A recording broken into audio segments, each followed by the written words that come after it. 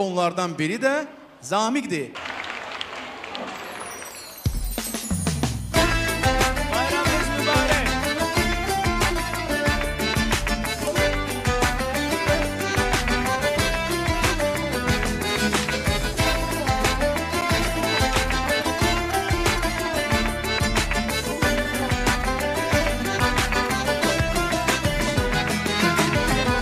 Ne oldu ki bitti sevgi nağılı? Ne oldu hiç bilmedim ki nedir ahırı? Biri vardı biri yok idi onda. Göyden üç alma düştü dal sonunda. Sen bir sevgiye bak, o bana neler danışır.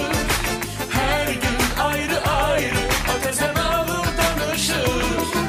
Sevgi bir eserdir, onun kahramanı var. Her gün bir hikaye, böyle olur nağıllar.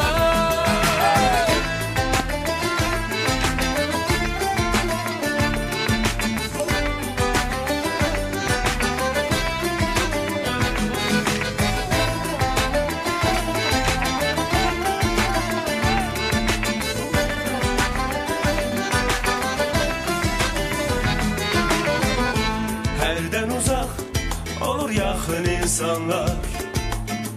En çok nağılları da danışır onlar. Sevinç, keder ya da bazen korkulu. Göyden üç alma